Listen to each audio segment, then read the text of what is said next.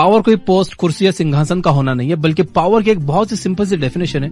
Power यानी वो हथियार जिसकी मदद से आप किसी से अपना काम करवा सकते हो, चाहे आप किसी को इन्फ्लुएंस करके अपनी बात मनवाओ या किसी को डरा कर। दोनों ही सूरतों में आपने पावर का इस्तेमाल किया है। एक देश चलाने से लेकर घर चलाने तक हर ह्यूमन इंटरेक्शन में पावर का इस्तेमाल होता है। अगर आप हर जगह एक कंप्लीट विन विन सिचुएशन चाहते हो तो आपको पावर की पूरी समझ होना बहुत जरूरी है। तो आज की इस वीडियो में हम 16 साइकोलॉजिकल लॉज ऑफ पावर देखेंगे और इसमें हमारी मदद करेगी रॉबर्ट ग्रीन की बेस्ट सेलिंग किताब द 48 लॉज ऑफ पावर। तो चलिए शुरू करते हैं।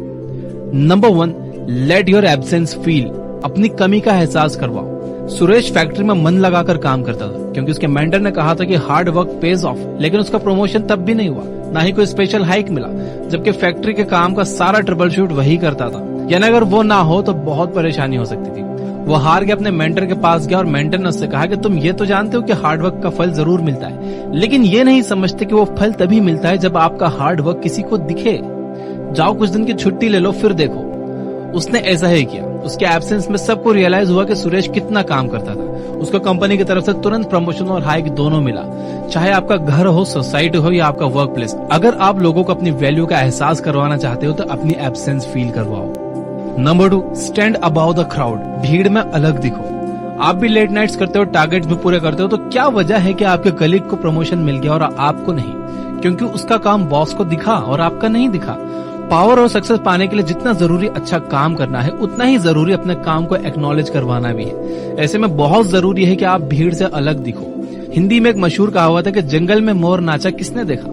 यानी आप अकेले में कितनी भी मेहनत करते रहो, कोई फायदा नहीं है। अपने काम को एक्नॉलेज करवाने के 2 टिप्स मैं आपको देता हूँ। पहला, अपने गेस्चर, काम करने के तरीके और बातों के अंदाज में ऐसे चेंजेस लाओ कि लोग आपको नोटिस करें। और दूसरा कि आपने जो भी काम किया है, जब मौका मिले उसे डिस्कस करो, उसे गिनवाओ, ताकि सबको पता चले कि आपने क्या क्या किया है। अपने किए गए काम का प्रचार करने में कभी भी शर्माओ मत। Number 3, conceal your intentions. अपने इरादे किसी के सामने जाहिर ना करो। अंग्रेज हमारे देश में बिजनेस करने आए थे और राज करने लगे। सोचिए अगर उनके इंटेंशंस उस समय के लोगों को पहले से पता होते तो क्या हम सैकड़ों सालों तक गुलामी की जंजीरों में जकड़े हुए होते? शायद नहीं। जब तक किसी को आपके इंटेंशंस नहीं पता, तब तक डीलिंग पावर आपके हाथ में होती है। अपनी डेली लाइफ में कई बार हम इस बात को रियलाइज नहीं करते और घाटा खा जाते हैं। जैसे आप कार खरीदने गए, आपको कार बहुत पसंद आई और आपने उसे लेने का मन बना लिया। अब 2 सिचुएशन हो सकती है। पहली, आपने एक्साइटमेंट में सेल्समैन को ये शो कर दिया कि आप उसे खरीदने के लिए कितने डेस्परेट हो, आपको कितनी ज्यादा वो कार पसंद आई। ऐसे में सेल्समैन इसका एडवांटेज ले सकता है और हो सकता है कि वो प्राइस बढ़ा दे या आपको कोई अच्छा डिस्काउंट ना दे। दूसरी सिचुएशन ये है कि आपने सस्पेंस बरकरार रखा है। आपने ये रिवील नहीं किया कि आपको कार कितनी ज्यादा पसंद आई है। इस बार डीलिंग पावर आपके हाथ में रहेगी और डील क्रैक करने के लिए वो आपको मैक्सिमम पॉसिबल डिस्काउंट देगा। अगर आप डीलिंग पावर अपने हाथ में रखना चाहते हो तो लोगों को अपने प्लान के बारे में बस उतना ही बताओ जितने में उनका इंटरेस्ट बना रहे।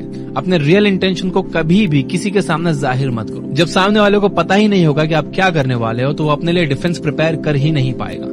लड़ाई हो या मार्केट हो या खेल, ओपोनेंट को सरप्राइज करके जीतना आसान हो जाता है और मजा भी आता है। Number 4, mind your words, always say less than necessary. Year 1825 में जार निकोलस फर्स्ट रूस के नए रूलर बने। उनके गद्दी पर बैठते ही देश में विद्रोह भड़क गया और लोग गवर्नमेंट की पॉलिसीज के खिलाफ हो गए। उस समय के प्रोमिनेंट लीडर और इंटरनेशनली अक्लाइम पोएट कोंद्रातिव रिलेव को सैनिकों ने पकड़ लिया और उन्हें फांसी की सजा सुनाई गई। जैसे ही उन्हें लटकाया गया, रस्सी टूट गई और कोंद्रातिव रिलेव जमीन पर गिर गए। उन दिनों ऐसे इंसिडेंट्स को ईश्वर की मर्जी समझकर अपराधी को माफ कर दिया जाता था। जैसे ही रस्सी टूटी, रिलेव भीड़ की तरफ भागे और उन्होंने कहा कि देखा हमारा देश कितना पिछड़ा है, रशियंस एक ढंग की रस्सी तक नहीं बना सकते। जब यह बात जार निकोलस को पता चली तो उन्होंने उसके माफीनामे के आदेश को फाड़ दिया और अगले दिन ठीक उसी समय उसे दोबारा फांसी लगाई गई और इस बार रस्सी नहीं टूटी। तो देखा आपने कैसे बड़बोलापन किसी की जान तक ले सकता है। उस टाइम अगर रिलेव चुप रह जाता तो उसे माफ कर दिया जाता और वो बाहर निकलकर दोबारा अपने मूवमेंट को आगे बढ़ा सकता था। आमतौर पर हम सबके साथ ऐसा होता है। भावनाओं में बहकर कभी खुशी में तो कभी गम में हम कई ऐसी बातें कह जाते हैं जिससे हमें आगे जाकर प्रॉब्लम्स फेस करना पड़ती हैं। इसके अलावा आप जितना कम बोलोगे आपके वर्ड्स की कीमत उतनी ज्यादा बढ़ेगी। कई लोग बातों बातों में कुछ सीक्रेट रिवील कर देते हैं या ऐसे कमिटमेंट्स कर देते हैं जिन्हें वो पूरा नहीं कर सकते और बाद में पछताते हैं। इसलिए जब जरूरत हो तभी बोलो और सोच समझ कर बोलो, ताकि आपकी एक एक बात में वजन हो, तभी लोग आपको सीरियसली लेंगे। नंबर 6, एक्शन से जीतो, आर्गुमेंट से नहीं। जूलियस सीजर 14 ने अपने इंजीनियर को बुलाया और कहा कि वो अपने नेवी में नई शिप इंट्रोड्यूस करवाना चाहते। साथ ही उन्होंने इस शिप से जुड़ी अपनी एक्सपेक्टेशंस भी उसे बताई। इंजीनियर को उनकी एक्सपेक्टेशंस अनरियलिस्टिक लगी और वो उनसे आर्गुमेंट करने लगा। घंटों चले आर्गुमेंट के बाद राजा इतने गुस्से में आ गया कि इंजीनियर को 1 साल की कैद की सजा सुना दी। कितना अच्छा होता अगर वो सीधे काम पर लग जाता और अपने एक्शंस के जरिए अपनी बात प्रेजेंट करता। आप चाहो तो किसी भी बात पर घंटों आर्गुमेंट कर सकते हो या फिर सीधे अपने एक्शन से अपना पॉइंट प्रूव कर सकते हो। आर्गुमेंट में जीत हासिल करके हो सकता है कि आपके दिल को तसल्ली मिल जाए, पर असल में आर्गुमेंट जीतने से किसी को कुछ हासिल नहीं होता, उल्टा इससे आपके रिश्ते और रेपुटेशन खराब होते हैं। तो फैसला आपका है, आर्गुमेंट में पढ़कर सब कुछ खोना चाहते हो या इसे अवॉइड करके अपने एक्शन से अपना पॉइंट प्रूव करना चाहते हो। नंबर 6, दोस्तों से ज्यादा दुश्मनों पर भरोसा रखो। इतिहास गवाह है कि हर बार पीठ में छुरा अपनों ने ही मारा है। वो इंसान जिस पर हम आंखें बंद करके भरोसा करते हैं, एक दिन वही हमारे डाउनफॉल का कारण बनता है। इसलिए रॉबर्ट ग्रीन कहते हैं कि जब बात किसी रिस्पॉन्सिबिलिटी की आए तो दोस्तों से ज्यादा अनजान या आपके पुराने दुश्मन रह चुके लोगों को देने में समझदारी है। ऐसा क्यों?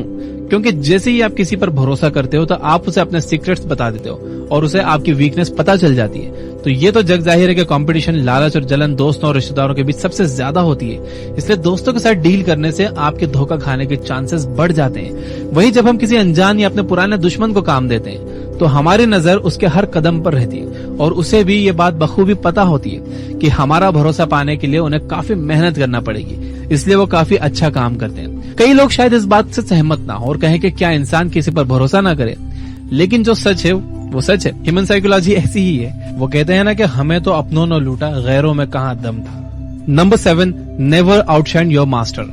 आपको क्या लगता है अगर बीच मीटिंग में आपने अपने बॉस के ब्लूप्रिंट पर एक जेन्युइन डाउट निकालकर अपनी काबिलियत साबित की तो आपका बॉस आपको अगली प्रमोशन के लिए रिकमेंड करेगा?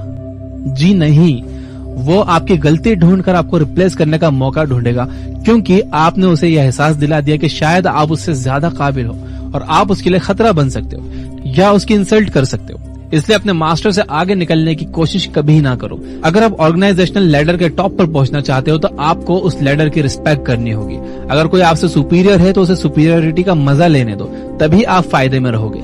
ये आज की बात नहीं है, बल्कि सदियों से यही होता आया है। जो लोग पावर में हैं, अगर आप उनसे आगे निकलना चाहते हो तो उन्हें आपका मास्टर बने रहने दो, ताकि उन्हें लगता रहे कि वो आपसे बेहतर है। एक म्यान में 2 तलवारें नहीं रह सकती, इसलिए आपके मास्टर को तलवार बने रहने दो और आप एक मीठी छुरी की तरह अपना काम निकलवाते रहो। नंबर 8, मदद चाहिए तो म्यूचुअल इंटरेस्ट की बात करो, इमोशंस की नहीं। आप मानो या ना मानो, दुनिया बहुत सेल्फिश है। आपने चाहे किसी का कितना भी अच्छा क्यों न किया हो, लेकिन फिर जब आपको मदद की जरूरत पड़ती है तो लोग ना कह देते हैं। तो जब भी आपको किसी की मदद की जरूरत हो तो ये ना सोचो कि इस पर तो मैंने इतने एहसान किए हैं या ये तो अपना है, मना नहीं करेगा, बल्कि कोई ऐसा पॉइंट उसके सामने रखो जिसमें उसका और आपका दोनों का फायदा हो। तभी आप 100% श्योर हो सकते हो कि आपका काम पूरा होगा और सही होगा। अपनी वेबसाइट के लिए अगर आप अपने आईटी फ्रेंड से हेल्प मांगोगे तो वो तभी हेल्प करेगा जब वो फ्री होगा, लेकिन अगर आप किसी को पे करके वही काम करवाओगे तो आपका काम उसकी प्रायोरिटी होगा।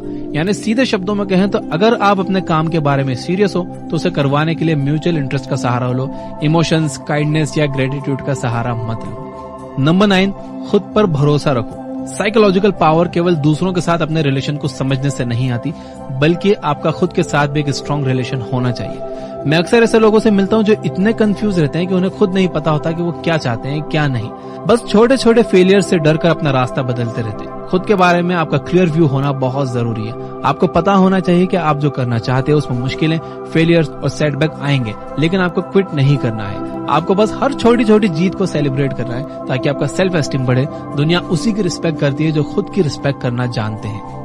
Number 10, infection, avoid the unlucky and the unhappy. English में एक बड़ी पुरानी कहावत है, you could die from someone else's misery, यानी आप किसी और के दुख से मर सकते हो। हमारा इमोशनल सेटअप कुछ ऐसा ही है कि हमारी जैसी संगत होती है हम वैसे ही हो जाते हैं। इमोशनल स्टेट किसी बीमारी की तरह इन्फेक्शियस होता है। आपको लगेगा कि आप बेचारे की मदद कर रहे हो, उसके दुख का साथी बन रहे हो, लेकिन असल में आप खुद के लिए मुसीबत पाल रहे हो। अगर आप किसी ऐसे का साथ चुनते हो जो दुखी है तो उसे खुश करने के चक्कर में आप खुद कब खुश रहना भूल जाओगे, आपको पता भी नहीं चलेगा। अनफॉर्चुनेट लोग मिसफॉर्चून अपने साथ लेकर चलते हैं और वो अपने नेगेटिव वाइब्रेशन से आपको भी अनलकी बना सकते हैं। इसलिए हमेशा अपने आसपास खुश, सेटिस्फाइड और पॉजिटिव लोगों को रखो। नंबर 11, आदमी देखकर व्यवहार करो। क्या आप अपने बॉस से बात मनवाने के लिए और अपने जूनियर से अपनी बात मनवाने के लिए एक जैसी स्ट्रेटेजी अपनाते हो? क्या आपको लगता है कि घर में आपकी चलती है तो ऑफिस में भी आपकी चलेगी? ऐसा नहीं है। दुनिया में बहुत तरह के लोग हैं, कुछ प्यार से मानते हैं, कुछ डर से, कुछ लालच से, कुल मिलाकर रॉबर्ट ग्रीन ये कहना चाहते हैं कि आपको आदमी देखकर व्यवहार करना आना चाहिए। अपने रिश्तों को, पावर को और पोजीशन को बचाने के लिए आपको अपने आसपास के लोगों को समझना आना चाहिए। रॉबर्ट ग्रीन खासतौर पर यह बात कहते हैं कि जो लोग फीलिंग्स हर्ट होने पर बदला लेने के लिए मौके ढूंढते रहते हैं, उनसे बचकर रहना चाहिए और अननेसेसरी पंगे नहीं लेना चाहिए। नहीं तो ऐसा करने से आप बिना बात के दुश्मन पाल लोगे, क्योंकि पता नहीं आपकी कौन सी बात कब उसे बुरी लग जाए और ना जाने किस पॉइंट पर आपको वो नुकसान पहुंचा दे। Number 12, play a sucker to catch a sucker. आप कितने स्मार्ट हो? क्या आप इतने स्मार्ट हो कि आप जानबूझकर बेवकूफ बन सको? वो कहते हैं ना कि मुसीबत में गधे को भी बाप बनाना पड़ता है। तो अगर आपका सामना किसी बेवकूफ से पड़ा है लेकिन उसके पास आपका काम निकलवाने की पावर है, तो उसे अपनी स्मार्टनेस दिखाने के बजाय ये समझने दो कि वो आपसे ज्यादा स्मार्ट है और देखो आपका काम कैसे स्मूथली हो जाता है। इसी तरह अगर आप अपने कॉम्पिटिटर के सामने इनकॉम्पिटेंट एक्ट करोगे तो वो आपको हल्के में लेने लगेगा। रॉबर्ट ग्रीन कहते हैं कि जैसे ही आपने अपने सामने वाले को यकीन दिला दिया कि वो आपसे ज्यादा स्मार्ट है, वैसे ही आपकी जीत पक्की है। Number 13, calculated value. वैसे तो आपको खर्चे सोच समझ कर करने चाहिए, लेकिन कुछ चीजें इतनी अनमोल होती हैं कि आप अपनी सारी दौलत भी उस पर लुटा दो तो कम है। ऐसी एक चीज है नाम और रेपुटेशन। इतना बड़ा शेयर मार्केट, बड़ी बड़ी कंट्रीज की इकोनॉमी, सब रेपुटेशन का खेल है। अगर आपकी रेपुटेशन अच्छी नहीं है तो आपकी मेहनत और कामयाबी अननोटिस्ड चले जाएगी और कोई आपकी बात नहीं सुनेगा, आप पर भरोसा नहीं करेगा। वहीं अगर आपकी रेपुटेशन है तो लोग खुद ब खुद आपको फॉलो करेंगे। किसी लोकल शॉप की 500 की टी शर्ट भी आपको महंगी लगती है और आप डिस्काउंट ढूंढते हो, वहीं लेविस की टी शर्ट के लिए आप 2000 भी खर्च करने के लिए तैयार हो जाओगे, क्योंकि उस ब्रांड का मार्केट में नाम है। तो पहले अपना नाम बनाओ, पैसे तो खुद ब खुद बन जाएंगे।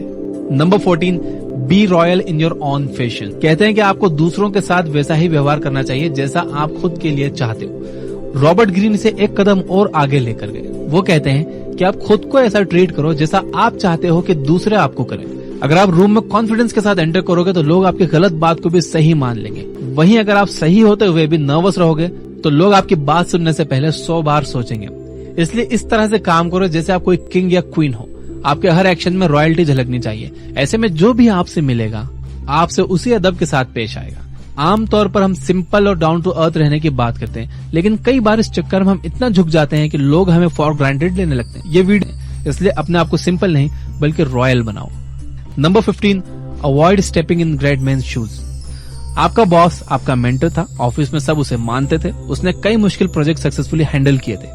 आज फाइनली वो रिटायर हो गया और आपको वो कुर्सी मिल गई जहां आप बरसों से बैठना चाहते थे। लेकिन क्या आपको पता है कि आपके लिए सबसे मुश्किल क्या होगा? आपको हर बात में अपने बॉस से कंपेयर किया जाएगा। खुद को सक्सेसफुल दिखाने के लिए आपको काफी ज्यादा मेहनत करनी होगी, वरना आपको कोई याद नहीं रखेगा।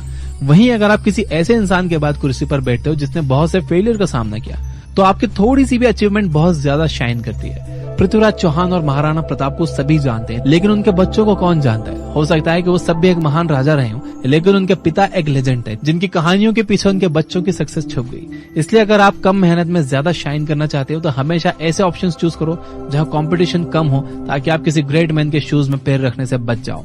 नंबर 16, गुस्से को खुद पर हावी मत होने दो, इसका इस्तेमाल करो। किसी को कमजोर करने का सबसे आसान तरीका पता है आपको? उसे गुस्सा दिलाना। गुस्से में अक्सर इंसान अपने सोचने समझने की ताकत खो देता है, उसके एक्शंस इम्पल्सिव हो जाते हैं। अगर आपको छोटी छोटी बातों पर गुस्सा आता है तो आपको लाइफ में इसका काफी खामियाजा भुगतना पड़ सकता है। अगर किसी ने भी ये अंदाजा लगा लिया, उसे ये पता चल गया कि आपको किन बातों पर गुस्सा आता है, तो बड़ी आसानी से वो आपकी नब्ज पकड़ लेंगे और आपको गुस्सा दिलाकर आपका ध्यान भटका देंगे, आपको कमजोर कर देंगे। इसलिए गुस्से जैसे स्ट्रॉन्ग इमोशन को अपने सक्सेस के रास्ते में मत आने दो। अगर किसी ने आपके साथ कुछ बुरा किया हो तो भी गुस्सा जाहिर करने की जगह शांति से काम लो और समय आने पर उसे अपने तरीके से जवाब दो। तो दोस्तों, ये तो साइकोलॉजिकल पावर पाने के 16 ऐसे लॉज जिनसे हर सिचुएशन में जीत आपकी होगी।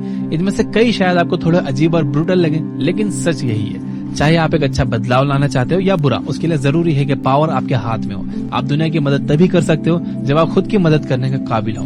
इसलिए पहले पावर को अपने हाथ में लो, फिर दूसरों का भला करने की सोचो। वीडियो बनाने में बहुत मेहनत की, तो इसे प्लीज लाइक जरूर करना। सब्सक्राइब नहीं किया तो सब्सक्राइब कर लेना, घंटी वंटी नहीं दबाई हो तो दबा देना। मैं आपको एक बायोग्राफी सजेस्ट करना चाहता हूँ, beyond the last blue mountain by RM Lala. 1.5 घंटे की ये बायोग्राफी आप ये बुक ऐप पर सुन सकते हो। इसमें आप देखोगे JRD टाटा कैसे लोगों से मिलते थे, वो कैसे अपना काम करवाते थे, कैसे उनकी जिंदगी थी। जे.आर.डी. टाटा समाज के ऐसे जिम्मेदार और जागरूक नागरिक थे जिन्होंने बिना किसी निजी स्वार्थ के हमेशा समाज का भला सोचा और उसके लिए उन्होंने अपनी भरपूर कोशिशें जारी रखी। इस महान हस्ती ने हमेशा पूरी दुनिया को इंस्पायर किया है। उन्होंने अपने विजन, नॉलेज, कड़ी मेहनत और हौसले से भारत में इंडस्ट्रीज के डेवलपमेंट में बहुत बड़ा कंट्रीब्यूशन दिया और देश को बहुत सी फील्ड में आत्मनिर्भर बनाने के गौरवशाली इतिहास में उनका बहुत बड़ा हाथ रहा है। ऐसे महान लोगों के बारे में हर भारतवासी को जरूर जानना चाहिए और देश के लिए किए गए उनके शानदार और यादगार कामों पर गर्व करना चाहिए। तो ये बुक ऐप पर ये बायोग्राफी सुनना बिल्कुल मत भूलना। मैं देख रहा हूँ कुछ और ऐप्स हैं जो कि 1000 रुपए से भी ज्यादा चार्ज करते हैं उनकी प्रीमियम मेंबरशिप के लिए, जहाँ पर इतनी सारी बुक समरीज भी नहीं है और हर क्लिक पर वहाँ एड्स आते हैं। और कुछ और प्लेटफॉर्म है जो एक बुक समरी के लिए 400, 500 यहाँ तक कि 1000 रुपए तक चार्ज करते हैं जस्ट एक बुक समरी के लिए। मैं पर्सनली फील करता हूँ कि ये सही नहीं है। मैं अपनी बात करूंगा, ये बुक ऐप हमने प्रॉफिट कमाने के लिए नहीं बनाई। मैं हमेशा से यही मानता हूँ कि जो हिंदी रीडर्स हैं जो इतनी महंगी महंगी बुक्स अफोर्ड नहीं कर सकते, उनका भी अधिकार है कि वो इन बुक्स से नॉलेज ले पाए, अपनी लाइफ में अप्लाई करें और अपनी लाइफ को और अपनी सोसाइटी को और अपने देश को एक बेहतर जगह बनाएं। कई लोग मिजरेबल लाइफ जी रहे हैं, उन्हें कोई ये बताने वाला नहीं है कि क्या करना है, दुनिया कैसे चलती है, पैसे से पैसे कैसे कमाया जाता है, जॉब इंटरव्यूज में कैसे बात की जाती है, कैसे प्रॉफिटेबल बिजनेस बनाया जाता है।